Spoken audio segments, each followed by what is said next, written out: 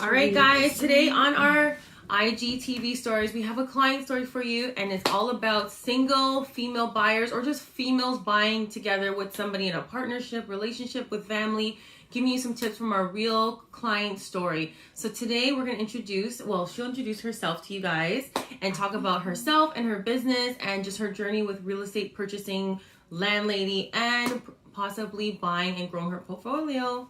This is true. So hi everybody, my name's Dion Bishop and I am now a big fan of Jasmine, obviously. But yeah, just talking a little bit about who I am. I currently am a full-time independent consultant with Arbonne. And I say that specifically because I used that business to help myself get into the real estate market. Outside of that, I also produce events. So I am also a 9-to-5er and I understand that journey as well. When you can find yourself living paycheck to paycheck, how do you get into a home? So I'm really passionate about sharing that story with people and letting them know how you can start to make a little bit more income and so that you can save up and get yourself into a property of your dreams, or at least to start the process. And it's good. Everybody has to have a side hustle now. You need to have multiple streams of income. So even with our company that we're with, our brokerage, as realtors join in, you can create other streams of income in our real estate business. So that's shout out to all the realtors out there. And with Arbonne, you can buy the products for yourself, get paid to use them, and share them with your friends, family, and coworkers, and still get paid. Exactly. Yeah. And that helped Dion buy her first property. What year was that? That was 2013. What was the price back then? Yeah. Oh, geez, I bought it for $250. She bought it for $250 2013. And so do not DM me or call me looking for properties for $250 because they don't exist. But you see, back then when it was $250, I'm like, everybody start buying, get your property. Yeah. They were not moving.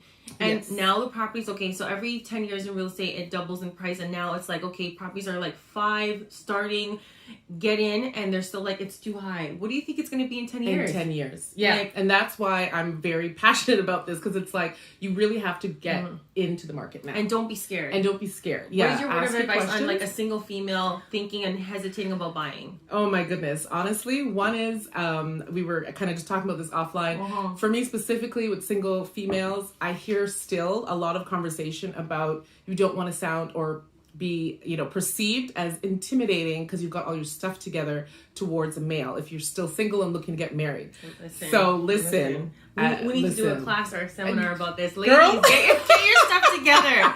Men will always be there. Yeah, literally buy the house. Honestly, just buy the house, because if you can, you shouldn't be holding yourself back from financial advancement just because you're concerned you might be. He's not the man for you anyways. If he's intimidated by a little bit of property. Listen, where are we going? We're turning into Oprah. You know what I mean? Gail and Oprah, girl. We out here. But this so that's my first thing. But it is true. It is true. Yeah. Because a lot of women, I not a lot, as much as before.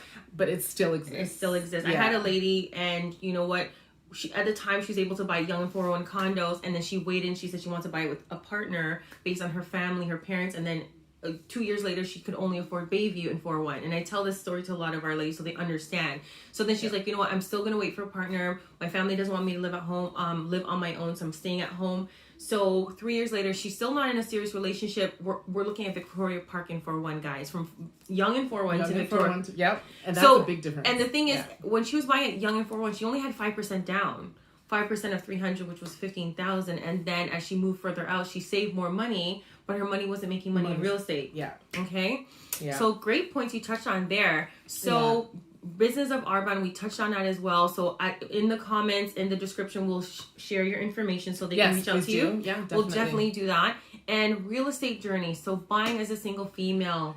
Yes. So it was nerve-wracking. I'm not going to lie, right? I mean, I didn't really know what I was doing. I just always knew that I was going to own a home, right? It was just the thing to do. And then after renting for a while, I left home from my parents, early on, and renting. And I had to move around a lot because rent would increase. And I was like, this is a lot. And then my brain started thinking, the money that I'm putting out to rent, I should be putting that could be mortgage. That could be going towards property. And listen, on that note, right? Dion, now landlords are like, listen, the market is hot. Let me sell the property. So imagine you're renting from a landlord, and they're just like, which you became a landlady. I did become a landlady. she took advantage of the market and she sold the property and she had to move her tenants out. So that's the same thing. So there's no stability when you're renting. That's right. So you're on the other side of the fence. So you're the tenant and now you're the landlady selling your property. Your tenants had to move. And my tenants had to move, right? Yeah. And oddly enough, it's like that's part of even my desire to grow a portfolio, because even my father right now, he's retired, but he rents from a condo owner. And every year he's like, they keep asking me if I want to buy it because they might want to sell. So he's even conscious of it. He's on pins and needles because he can't even get settled. Yeah, exactly. Right. And, he's in the last quarter, like as my aunt says all the time, do not be offended. The last quarter of her life. But, it's like... And at that point, you don't want to have to be thinking You don't want to be thinking about that. Yeah. So for me, that's something else that I have on my heart is like, okay, I need to figure out how do I get him into a home that at least I'm the landlord, and then I know I'm not going to kick him out, right? Oh my God. Well, okay, so, for our audience, just DM us, call or text us. We have a home buyer's game plan, step by step. Some of our buyers are ready in 2 weeks, 2 months. Some are ready in 2 years. Just DM us. We'll send you the home buyer's game plan. And every first of the month, we check our credit together. That's part of the JLT credit challenge because, a lot of times, were you taught in your, growing up about credit? Absolutely not. Okay, there you go. That's why we do it, guys, because we are the generation to make the changes for our community and for our children, right? Yeah. Short story, how was it being a landlady? So buying your property, you lived there and then you rented it out. How was that? And then I rented it out. And again, continually, I'm always like, oh, I'm nervous, right? Everything, that quote, feel the fear and do it anyway. I'm like the poster girl for it. But it was still a good experience because at the end of the day, I got to see how owning an asset, owning the property, and then having people living in it and it helping helping to pay for my mortgage and pay for all the. They did their own utilities, all of that. So it's the yin and the yang, guys. Listen, it's not all peaches and cherries being a landlady or a landlord. Especially being a COVID landlord, you have to be concerned about people, having the money and just saying, I'm not paying because it's COVID. And I used to say before COVID, have 6 months prepared as a landlord just for, vacancy and tenants not paying. But now you need to have at least 12 months because the LTB is closed, the sheriff board is closed. If they're not paying, they know they're not getting kicked out. Yeah, right? That's right. So, absolutely correct. Yeah. Dion sold this year, took advantage of the market, cashed out. Yes, I did.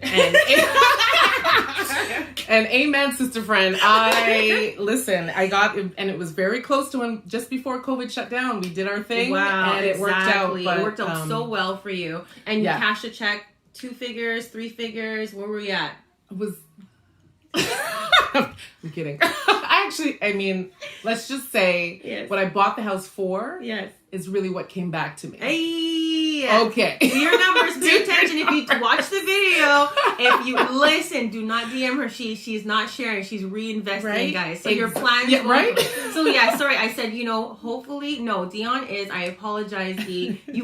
She is going to get, and how's the fear? Are you have a fear about reinvesting in the market? No. Yeah. Now I get it. Yeah. And I always tell people the first one is just like, popping your real estate cherry. And then after that, I know we have to get like sexual and real estate, I guess. For y'all to understand, But once you get the first one going, you know what it's like after that. You're good to go. Yeah, exactly. No, seriously. Now I know what I want to avoid. Even as a landlady, I'm going to look at like property management, so I don't have to come. We'll have that conversation out there because that's another one. Any questions about property management? We'll talk about it. We'll talk about that too. Yeah, I want to explore that because it's just an interesting thing. Like I don't have to keep going to the house every time. You can't find a lock or something. Whatever, right? So that's an interesting piece. What else is there? I really loved I loved also being able to give a solution to somebody else. So my tenants were like looking at the time. Heartstrings. And when they found mine, it was a great spot, and we did our vetting and all that other stuff. And when I said, okay, I choose you, it actually was a really positive story on their end as well. So and that's the thing. Money is such a tool. It's a tool that you can use to help others, right? So we're going to cut it under the 10 minutes. What's your last advice for single and female buyers buying in real estate, or single people in general? Go find yourself your mortgage broker, get your numbers, check your credit, listen to people like Jasmine. Just being in her space really helped me to like get myself moving. I was thinking about it for years. and what should I do? What should I do? Feeling overwhelmed. And the minute I kind of connected in, and Jasmine, boom, boom, boom, boom, boom, let's do this, took my hand, and here I am. And we created an action plan. It was just now when to execute. And she knew what the plan was. It's just now she just knew she just needs to pull the trigger whenever she's ready. Exactly. So thank you guys for staying tuned. We're looking forward to any of your questions, and I'll send all the information so you can reach out to Dee. Yes.